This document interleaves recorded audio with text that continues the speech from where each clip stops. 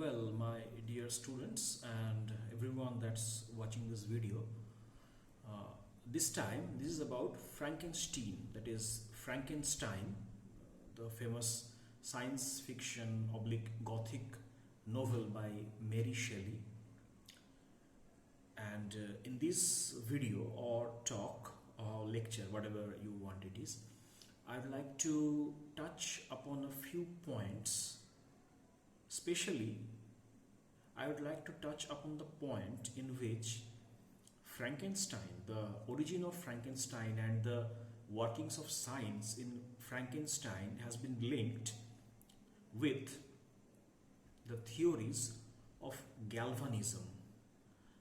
Galvanism is a term which is derived from the name of Luigi Galvani, an Italian physicist oblique chemist. Whenever we think about electricity, that is static or the current electricity, two names always come up which are very important in terms of history and discovery, that is the discovery of electricity and the effects of electric current. One of them is Luigi Galvani and the other is Alessandro Volta. Now, Alessandro Volta is remembered in the unit of volt, that is we measure potential difference in terms of volts. Volt is a derivative, or not derivative, it's derived from the name of Alessandro Volta. Anyway, so thing is, Frankenstein, or the modern Prometheus as the title states it, it's a novel written by Mary Shelley, and frequently it is referred to as the first science fiction novel. Now, why is it a science fiction novel? Because if we really want to understand the term science fiction, we have to actually sort of think of the term as a portmanteau of two words, science and fiction. Now, theoretically, fiction and science doesn't mix. Simple. Because fiction is, to use a cliched phrase, a figment of the imagination, while science is more about facts, figures, numbers, and things that we can prove empirically, methodically, or in the lab. All right. Now, science fiction is a mixture of all this. Why? Because in science fiction, we look at fiction which is embedded or imbued with the spirit of science. Mostly it is like this, that this will happen in the future. Eta bhobishyote hobe. One example is 20,000 Leagues Under the Sea. Now, when the novel was written, mankind was just experimenting with underwater travel. There were no nuclear submarines or hunter-killer alpha packs or any submarine, that is, whether it's diesel propelled or electric propelled, it wasn't there. People were just experimenting. Now, in this novel, we find a submarine that's as powerful as it can be, and if the description is looked upon, then we will find that even the technology of this age, that is nowadays submarine runs on nuclear fuel, etc. They have radars and sensors which are far beyond the knowledge of anything that the time of H.G. Wells had cropped up or built. But even these submarines, the nuclear equipped ones or the hunter-killer ones, they are dwarfs, Bamun, when compared to the submarine that Captain Nemo is using in 20,000 Leagues Under the Sea. So that is science fiction for you. That is mostly, I'm not going into definitions or sort of scholarly things like the history of it. It's just like this, like science is advancing, and in the future science will produce or build or construct or formulate these. Say, in these days, if I write about a car that takes off from the roof of my house, powered by solar energy, and takes me to my workplace, that is near about 20 or 30 kilometers. Modern technology, the technology that we have right now, it can't do this. It's quite impossible because there aren't this kind of batteries or motors or solar panels. But in the future, it might happen. Not just it might happen, not that it might happen, that is, it's actually happening because people are doing this. There are drones which can carry humans, though they have a very short time period of flying, etc. But thing is, with the advancement of science, things which seem impossible right now might become available or feasible or practicable in the near or distant future. Now, there is another term which you have to know when thinking about, when thinking or studying Frankenstein, that is reanimation. Animation means life. Animal, that is. Now, reanimation, that is animation after something. Obviously, it's death. That is not the zombie thing of these days, but it's a different kind of thing. Well, supposing that we are taking science fiction into account and things like this, that is Frankenstein, etc., there's always this question of reanimation, that is bringing back a dead human to life or any dead animal to life. Reanimation, that is, I am imparting the spirit, that is the living spirit, into a being that has been dead, or in other words, মৃত জীবকে পুনরুজ্জীবিত করা. Now, this মৃত জীবকে পুনরুজ্জীবিত করা, this has been in the works of fiction for a very long time. But Mary Shelley, while writing this, it is rumored that Mary Shelley wrote this out of a contest, contest, একটি প্রতিযোগিতা, that is.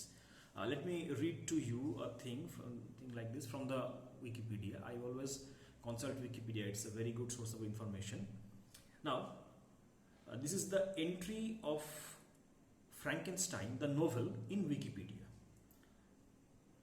Shelley travelled through Europe in 1815 along the river Rhine in Germany, stopping at Gernsheim, 17 kilometers, 11 miles away from Frankenstein Castle, where 2 centuries before an alchemist engaged in experiments.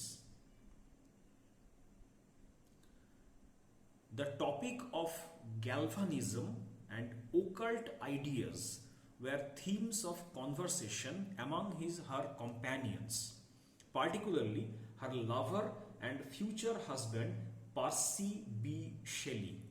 Now, this must be remembered that Mary was actually Mary Shelley, the wife of Percy B. Shelley, but this tour happened before their marriage. So they were talking about galvanism and occult ideas.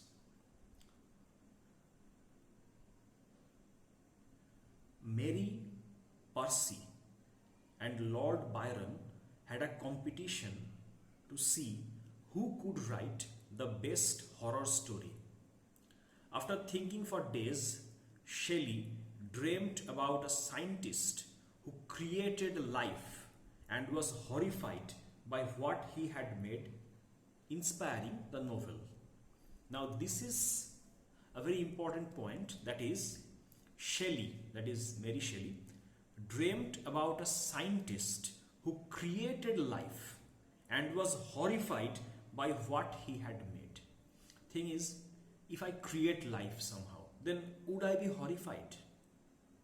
Now, the creation of life, as it can be said in fiction or in reality, it might be the greatest achievement that human science and technology can do, because the creation of life is actually the realm of God. প্রাণ সৃষ্টি করা এটি ভগবানের কাজ, মানুষের কাজ নয়, কারণ মানুষের যে প্রাণ সেটা ভগবানই দিয়েছেন। Well, this is from the Bible. All religions teach us like this, that is, the life that we hold dear, it has been given to us by God himself. So to create life through science or alchemy or occultism or spiritualism or whatever the means that might make it possible, to create life is actually sitting myself or any person who is doing it in the seat of God. Because once you are creating life, you are not a mere human being. You have attained the status of God, God, G in the capital letters. Thing is, our hero Victor Frankenstein creates life and he is horrified by it. Now, one element of this horrification might come from the realization that by creating life, Mr. Frankenstein has somehow intruded without permission into the realm of God. And this realm of God is a sacred and very, very dear thing to the people, to the psyche of the people who have been brought up on religion and Bible. It's very simple. That is, by creating life, আমাদের লেখকের উপজীব্য যে character Victor Frankenstein, তিনি ভগবানের রাজ্যে অনধিকার অনুপ্রবেশ করেছেন। যে ভগবানের রাজ্য according to Bible and religion is something not to be trespassed. যেখানে প্রবেশের কোনো অধিকার মানুষের নেই, সেখানে তিনি অনধিকার প্রবেশ করেছেন। সৃষ্টির রাজ্যে প্রাণ সৃষ্টি করার ক্ষমতা তিনি অর্জন করেছেন। That is why the second title, the subtitle, that is, it's modern Prometheus. Prometheus is a mythological character who snatches fire from the realm of the gods and gives it to humans to light up their life. For this trespassing into the gods' realm, our hero, that is Prometheus, is chained to a rock and eagles come and pluck out the innards of his stomach. উনি একটি পাথরে বাঁধা রয়েছেন according to mythology, that is, এবং eagle পাখি এসে ঠুকরে ঠুকরে তার নাড়ি ভুড়ি খেয়ে ফেলছে। This is the punishment for trespassing in god's realm, that is haven.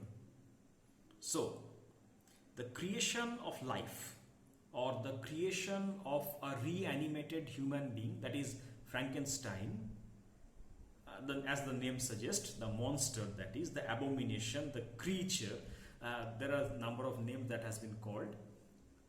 it's actually a very, what in Bangla we say, gorhito kaj, a heinous crime, something that banishes a man, be he a scientist or an occultist or an alchemist or an electrochemist. He is, by virtue of this trespassing, he is banished from God's grace forever. So this might be a reason why our hero Victor Frankenstein is horrified by his creation. I will come back to you later on this very topic. That's all for now, because there's a constraint with bandwidth and big videos are not being sort of uploaded from my place. That is, anyway, happy studying, and I will come back to you later.